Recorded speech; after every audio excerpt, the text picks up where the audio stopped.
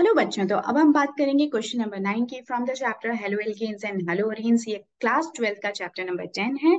And in this question number 9 they are asking which compound in each of the following pairs will react faster in SN2 mechanism with OH minus. ठीक है, आप लोगों को already बता रखा है SN2 reaction का mechanism है। तो इसमें OH माइनस के साथ में ये दो आपको कैटेगरीज दे रखी हैं, तो ये इनमें से कौन फास्टर रिएक्शन शो करेगा। ठीक है, तो इससे पहले कि हम इस क्वेश्चन की डिटेल में जाएं, तो सबसे पहले समझ लेते हैं SN2 मैकेनिज्म होता क्या है। So SN2 mechanism is a nucleophilics bimolecular nucleophilic substitution reaction.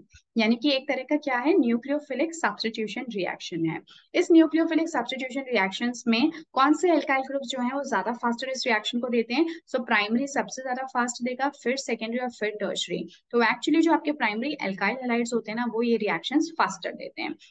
तो इसको समझने के लिए हम एक एग्जाम्पल ले लेते हैं। सो फॉर एन एग्जाम्पल कि मैंने कोई CH3 ठीक है, ऐसा मैंने कोई एक कंपाउंड ले लिया। सो this is a primary chloride. ठीक है, प्राइमरी RX है ये, है ना, देख सकते हो आप, क्योंकि कार्बन जो है वो किसी भी और फर्दर एल्काइल ग्रुप के साथ जुड़ा हुआ नहीं है। अब मान लो इसका रिएक्शन मैंने किसके साथ में करवाया, मैंने इसका करवाया मान लेते हैं OH माइनस के साथ में। ठीक है, तो अब यहाँ पे ऑलरेडी क्या है, क्लोरीन है। ये क्लोरीन क्या हुआ, this is the leaving group, ये लीव करेगा और OH माइनस यहाँ पे अटैक करेगा।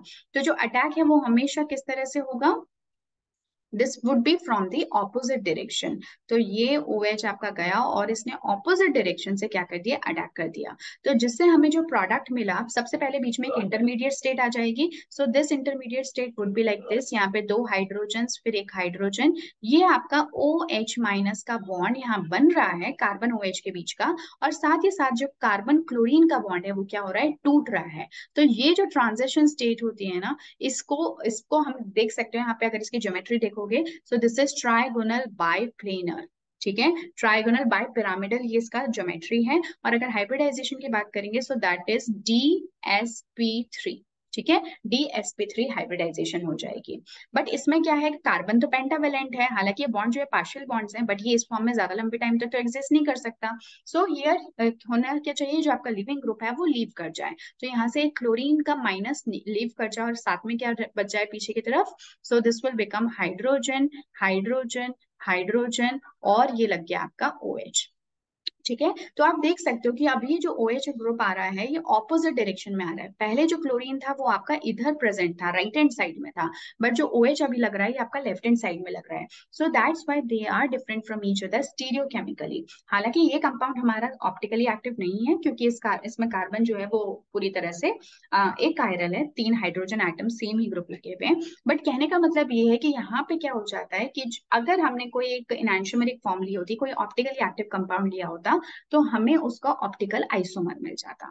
ठीक है, तो इसलिए हम कहते हैं कि SN2 मैकेनिज्म के अंदर हमेशा ही वॉल्टन इन्वर्जन्स होते हैं।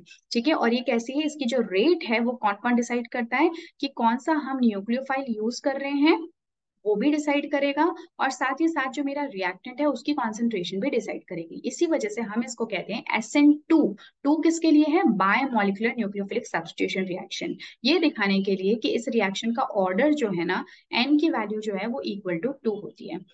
और इसमें जो फाइनल प्रोडक्ट मिलता है वो होता है आपका वॉल्टन इन्वर्जन, यानी कि इन्वर्टेड प्रोडक्ट। तो इनिशियली अगर आप लोगों ने कोई ऑप्टिकली एक्टिव कंपाउंड लिया है, तो उसी का आइसोमर हमें मिल जाएगा एज द प्रोडक्ट। ठीक है, तो अब ये रिएक्शंस फास्टर कौन शो करता है, तो आप सीधा से देख सकते हो, अगर आपका लिविंग ग्रुप जो है वो एक अच्छा लिविंग ग्रुप है। ठीक है, पहला केस, अगर एक अच्छा लिविंग ग्रुप है, यानी कि जो बॉन्ड एसोसिएशन एंथैल्पी है इस कार्बन क्लोरीन बॉन्ड की वो कम है, तो वैसे में रिएक्शन फास्टर होगा। ठीक है, और दूसरी बात, जैसे कि मैंने आपको पहले भी बताया कि अगर RX ग्रुप आपका प्राइमरी है तो रिएक्शन फास्टर होगा, फिर सेकेंडरी, फिर टर्शरी। तो ये दो पॉइंट्स आप लोग ध्यान रखो। ठीक है, इसी के बेसिस पे हम इस क्वेश्चन को आप सॉल्व करेंगे। तो इन्होंने यहाँ पे जो हमें दो एग्जांपल्स दे रखे हैं, तो इसमें फर्स्ट एग्जांपल में इन्होंने एक तरफ CH3Br और एक तरफ CH3I दे रखा है। अब आप खुद सोचो यार, ये है CHH, ठीक है, इससे ज्यादा हमें मतलब है इस ब्रोमीन ग्रुप से, और दूसरी तरफ है CHH और H और वो है I से। तो मैं आपको कई बार बता चुकी हूँ कि जैसे कार्बन जो होता है वो तो आपका सेकेंड 2p, इसका कौन कौन से बॉन्ड्स यहाँ पे बन रहे हैं, सो this is 2p orbital, carbon का 2p ऑर्बिटल है। जबकि जो ब्रोमीन है वो तो काफी ज्यादा नीचे की तरफ प्रेजेंट होता है, आयोडीन उससे भी नीचे प्रेजेंट होता है। सो this is fluorine, chlorine, bromine और आयोडीन। ठीक है, तो फ्लोरीन कौन से पीरियड को बिलोंग करता है, सेकंड पीरियड को, तो इसका भी कौन सा ऑर्बिटल होगा, 2p। तो इसका हो गया 3p, इसका हो गया 4p और इसका हो गया 5p। राइट, तो आप देख सकते हो कि यहाँ पे जो बॉन्ड्स की ओवरलैपिंग हो रही है वो कौन से कार्बन का, तो 2p बॉन्ड है, और इधर भी कौन सा है, 2p बॉन्ड है। लेकिन जो ब्रोमीन है उसका आप देख सकते हो 4p बॉन्ड यहाँ पे ओवरलैप कर रहा है कार्बन के साथ में, और आयोडीन का 5p बॉन्ड ओवरलैप कर रहा है। तो ये जो ओवरलैपिंग है ना वो कुछ इस तरह की होगी, तो 4p काफी बड़ा होगा। ठीक है, आप देख सकते हो।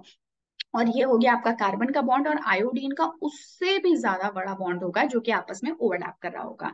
जितना ज्यादा साइज का डिफरेंस ज्यादा होता है ना तो बॉन्ड डिसोसिएशन एंथैल्पी उतनी कम हो जाती है, यानी कि इस बॉन्ड को तोड़ना अब ज्यादा इजी हो गया है। तो इसीलिए हम कहते हैं कि जो कार्बन आयोडीन का बॉन्ड है वो बहुत वीक होता है, और इसमें से आयोडीन आयोडाइड की फॉर्म में बहुत आसानी से बाहर निकल जाता है। तो आप बहुत इजीली आयोडाइड को बाहर निकाल सकते हो। तो आयोडाइड क्या हुआ, this is a good leaving group.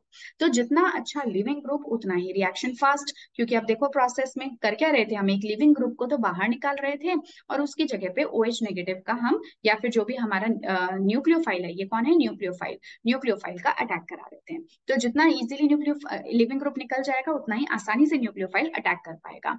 तो ब्रोमीन और आयोडीन के केस में आयोडीन इजीली निकल जाएगा, तो इसलिए रिएक्शन फास्टर किसके साथ होगी, so this would be faster for CH3I। ठीक है, समझ गए होगे। अब दूसरे केस में मैंने आपको बताया था कि जो SN2 मैकेनिज्म होता है वो प्राइमरी अल्काइल हैलाइड के लिए ज्यादा, फिर सेकेंडरी और फिर टर्शरी अल्काइल हैलाइड के लिए। इसका रीजन क्या होता है, जो प्राइमरी अल्काइल हैलाइड्स है ना इनका स्टेरिक हिंड्रेंस बहुत ही कम होता है, जबकि जो टर्शरी अल्काइल हैलाइड्स है इनके लिए स्टेरिक हिंड्रेंस बहुत ज्यादा होता है। तो हमने हमारी रिएक्शन के दौरान ये देखा था कि अगर न्यूक्लियोफाइल को अटैक करना है, इस न्यूक्लियोफाइल को अटैक करना है तो वो कहाँ से कर रहा है, ऑपोजिट डायरेक्शन से। देखो कहाँ से कर रहा है, ऑपोजिट डायरेक्शन से। तो ऑपोजिट डायरेक्शन से अटैक करने के लिए स्पेस तो होना चाहिए ना। अब अगर मान लो यहाँ पे CH3 की जगह पे अगर मान लो ये कुछ ऐसा ग्रुप होता, सो दिस इज HHHCl, है ना। अब अगर इसी की जगह पे कोई ऐसा ग्रुप होता CH3, अब देखो CH3 का मतलब क्या होता है, ये हाइड्रोजन, इस तरह का ग्रुप। ये एक और हो गया आपका HHH, और चाहे तो इसी तरह से आप उस CH3 को भी खोल के लिख सकते हो। आप खुद सोचो अगर न्यूक्लियोफाइल को अटैक करना है तो कहाँ से इट इज इजियर, तो न्यूक्लियोफाइल अटैक यहाँ से ज्यादा आसानी से कर पाएगा क्योंकि हाइड्रोजन के एटम्स तो छोटे छोटे होते हैं। बट अगर न्यूक्लियोफाइल को, और यहाँ पे क्लोरीन भी लगा है, तो न्यूक्लियोफाइल को अगर यहाँ पे अटैक करना है तो देखो उसको कितना स्टेरिक हिंड्रेंस, इस हाइड्रोजन से कार्बन, कार्बन से सबसे स्टेरिक हिंड्रेंस मिलेगा। So this process becomes little difficult, और ये क्या है, काफी ईजी है। तो इसीलिए हम कहते हैं कि जो आपके प्राइमरी अल्काइल हैलाइड हैं वो बहुत आसानी से रिएक्शन ले लेते हैं क्योंकि अटैक आसान हो जाता है because of less steric hindrance. Secondary में थोड़ा डिफिकल्ट होता है और टर्शरी में बहुत ज्यादा डिफिकल्ट हो जाता है। ठीक है, तो उसी हिसाब से हम इस क्वेश्चन का आंसर भी दे सकते हैं। तो एक तरफ तो हमें दे रखा है इन्होंने CH3CCl, यानी कि ये टर्शरी क्लोराइड है, और इसको आप ड्रॉ करोगे तो दिस इज प्राइमरी क्लोराइड। तो कौन ज्यादा फास्टर देगा, primary chloride. So the answer would be CH3Cl। ठीक है, so the reactions are faster in these two cases among the things that are given here as the options. So question number 9 जो है कुछ इस तरह से आप लोग सॉल्व करोगे। First answer would be based on dissociation enthalpy, second based on steric hindrance. ठीक है, सो आई गेस कि आप लोगों को ये जो nucleophilic substitution reaction specially SN2 mechanism काफी इजीली समझ में आ गया होगा, और इससे रिलेटेड जो भी डिफरेंट एस्पेक्ट्स हैं वो भी समझ में आ गए। Right? So yes, this was all about this question. So अब next video में मिलेंगे next question, question number 10 के साथ में. So till then, take care, goodbye, thank you so much.